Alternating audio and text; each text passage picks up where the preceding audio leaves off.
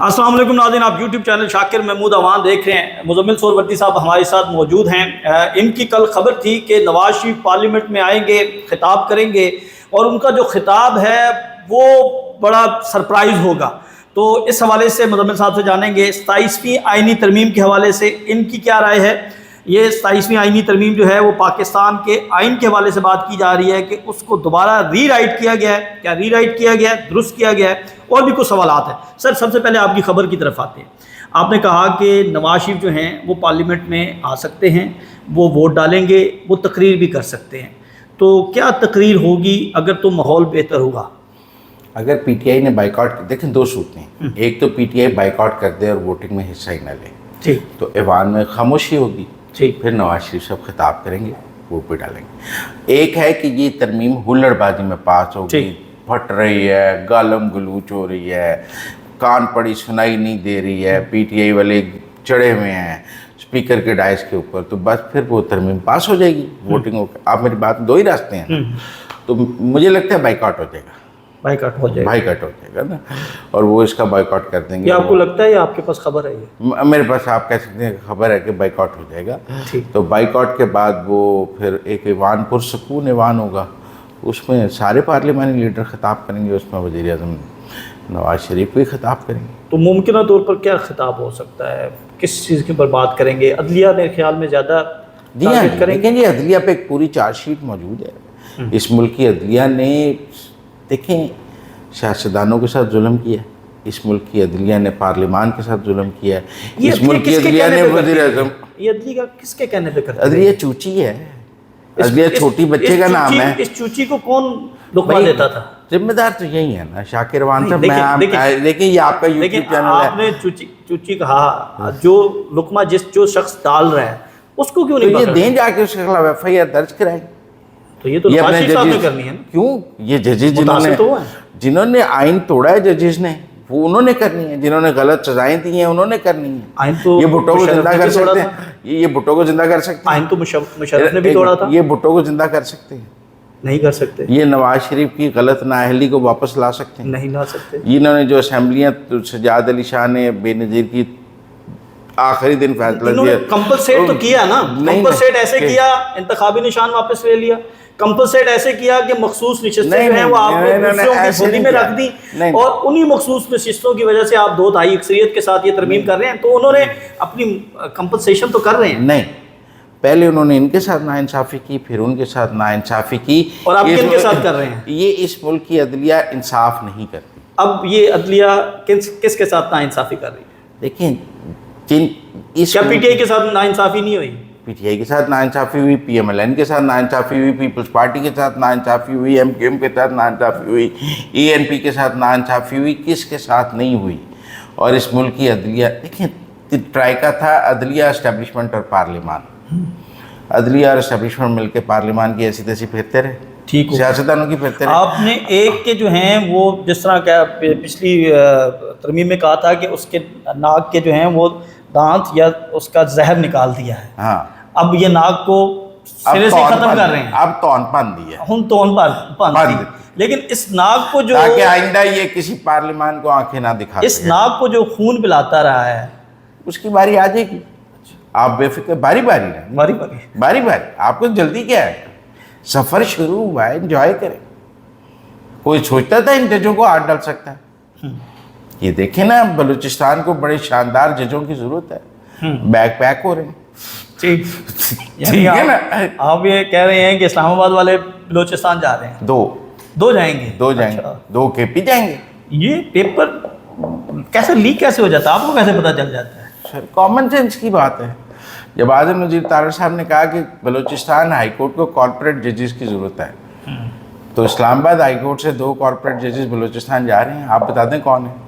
آپ جانتے ہیں، مجھے تو نہیں۔ تو جو وفاق والے ہیں ان کا کیا بنے گا؟ کون وفاق والے؟ وفاق میں جو سپریم کورٹ میں ججز ہیں سر، اب انہوں نے کوئی آئینی معاملہ سننا ہی نہیں ہے۔ اچھا، یہ ایک بحث ہو رہی ہے کہ ان کو آئینی عدالت میں منتقل کیا جا سکتا ہے ایز اے جونیئر، اور پھر یہ استعفیٰ دے دیں گے، ایسی کوئی ہے؟ دیکھو، جو تو کرے گا نا اپنی ٹرانسفر سے انکار، وہ ریٹائر ہے اسی لیے۔ نہیں، ان کو ٹرانسفر کیا جا سکتا ہے، नहीं, मेरे ख्याल में वो हाई कोर्ट से जज जाएंगे कॉन्स्टिट्यूशन कोर्ट में। नहीं, सुप्रीम कोर्ट से भी जा सकते हैं ना। तीन चीज़ें हैं, सुप्रीम कोर्ट के वकील 20 साल जिसका तजुर्बा हो, हाई कोर्ट के 7 साल का जो उसका तजुर्बा हो, वो आगे सुप्रीम कोर्ट में जा सकते हैं, और सुप्रीम कोर्ट में तो तजुर्बे की जरूरत नहीं है। वो ठीक है, मंसूर अली शाह साहब एक तरफ रह लें, मुनीब अख्तर साहब को दूसरी तरफ रख लेंगे। तो मंसूर अली शाह साहब दूसरी तरफ जा रहे हैं कि नहीं, ये भी हो सकता है मंसूर अली शाह साहब सुप्रीम कोर्ट रह लें तो मुनीब अख्तर उधर अच्छा, आईनी मामलात के हवाले से ना आपकी बहुत ज़्यादा हमने देखा है कि जब भी आप बात करते हैं तो ग्रिप है आपकी। तो क्या ये समझते हैं कि 20 साल जिस वकील का तजर्बा है और उसको जो है वो आप आईनी अदालत का जज बना दें बगैर किसी फ़िल्टर के, बगैर किसी इम्तिहान के? यहाँ पर तो मैं आपको बताऊँ, मेरे से पूछें, मैं डायरेक्ट जज बनाने के ख़िलाफ़ हूँ। ट्रायल कोर्ट से आना चाहिए। बिल्कुल आना चाहिए, बेहतरीन बात है ये।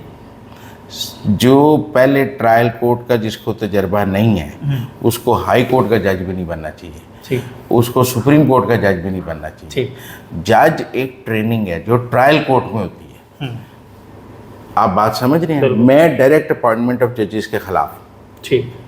अच्छा, आर्टिकल 243 की बात करते हैं, इसके ऊपर जो है वो इस वक्त बहुत ज़्यादा डिस्कशन हो रही है। जो पार्स सदर पाकिस्तान को दे दी गई हैं, यानी सदर पाकिस्तान जो हैं वो अब ताहयात किसी भी जगह पर अकाउंटेबल नहीं हैं, जो इस आइन में तजवीज़ वज़ीर आज़म ने तो अपना ख़त्म, वज़ीर आज़म ने वापस ले ली।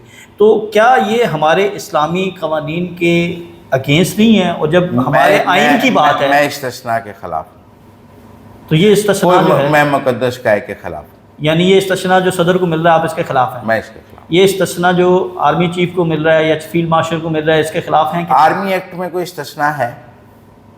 आर्मी एक्ट में आर्मी चीफ का फील्ड कोर्ट मार्शल हो सकता है, रिटायर्ड सर्विस हो सकता है। तो फिर उनके लॉ में इस्तिस्ना है ही नहीं। तो फिर इस लॉ के जरिए कवर क्यों दिया जाए? इन्होंने सिर्फ इतना कवर दिया है कि जो आप फील्ड मार्शल का ओहदा देते हैं ना, वो कोई हुकूमत आकर नहीं, वापस, फौजदारी मुकदमा भी नहीं हो सकता सर, वो नहीं हो सकता। वो ये इसलिए कह रहे हैं कि वो हमने मुशर्रफ पे आर्टिकल 6 लगा के मुकदमा लगा दिया। यानी मैं ये इसी तरफ ही आना चाह रहा तो था। इसका मतलब है कि हम जो करेंगे आर्मी एक्ट के तहत करेंगे। जस्टिस वकार सेठ कोई और पैदा हो सकता है जो ये हुक्म दे सकता है कि मुशर्रफ की लाश को डी चौक में लटकाया जाए और अगर वो मर जाए तो उसके बाद भी उसे वहाँ पर, तो क्या ये बैकग्राउंड पे चीज़ चल रही थी? देखें, उनका रिटायर्ड आर्मी चीफ भी वो उसको पूरा प्रोटोकॉल देते हैं। आपको पता है शजाद अली शाह ने जब मिर्ज़ा असलम बेग को बुलाया था तो वो रिटायर्ड आर्मी चीफ थे, तो उन्हें फुल आर्मी चीफ के प्रोटोकॉल में सुप्रीम कोर्ट भेजा गया था। ठीक हो गया, ठीक है ना, ठीक हो गया। तो इसलिए मैं ये समझता हूँ कि आप समझें, फौज आप ये कह रहे हैं कि आर्मी एक्ट के तहत जो है वो आर्मी पर्सन के ट्रायल और सारे उसमें आर्मी चीफ का ट्रायल, सिविलियन का ट्रायल आर्मी एक्ट के तहत क्यों हुआ?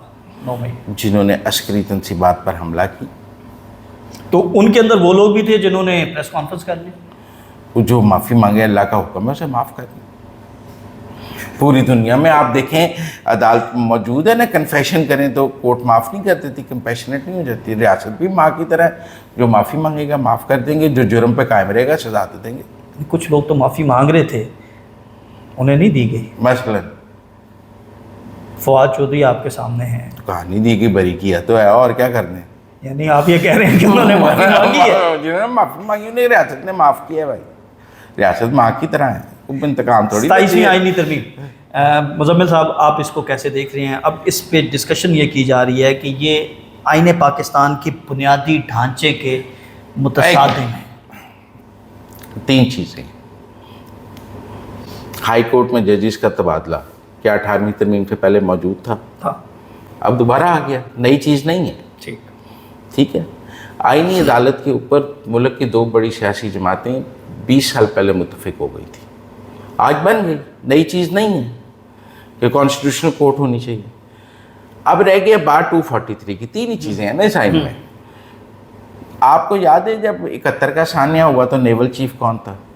मुझे नहीं याद। आपको याद है जब 65 की जंग हुई तो एयर चीफ कौन था? आर्मी चीफ, याद है ना? तो इसका जंग का जिम्मेदार कौन है? आर्मी चीफ हैं? नहीं, फिर तो ये कारगिल की लड़ाई में एयर चीफ कौन था? आप मुझे बताएं। नहीं, आप मुझे बताएं कारगिल की लड़ाई में एयर चीफ कौन? गूगल करके बता देता हूँ। देखें ना, नहीं पता ना। जंग का बुनियादी जिम्मेदार पाकिस्तान के ढांचे में आर्मी चीफ रहा है। चीफ ऑफ डिफेंस फोर्स उसको होना चाहिए। इसमें ऐसी कौन सी बात है? ठीक हो गया। तारीख भी उसी को जिम्मेदार समझती है, हम भी उसी को जिम्मेदार समझते हैं। ٹھیک ہو گیا. تو کوئی نئی چیز ہے ہی نہیں. تو آپ نہیں سمجھتے کہ اس سے جو ایک سٹرکچر ہے وہ اس عدم توازن جو کوئی ہے عدم توازن نہیں. ہماری لڑائی جو بارڈرز پہ ہے اس میں آرمی کا بیسک رول ہے. نواز شریف صاحب کتنے زیادہ اس سارے معاملے کے اندر آن بورڈ ہیں؟ کیا یہ ان کی مرضی اور منشا کے مطابق؟ 100%. بعد میں یہ کہا جاتا ہے کہ پریشر تھا. وہ آپ کا خیال ہے. جدو تاڑے کو کچھ نہیں ہوتا تو سوچ دو نواز شریف کرے گا. یعنی نواز شریف اس میں پورے آن بورڈ ہیں. آن بورڈ ہے 100%.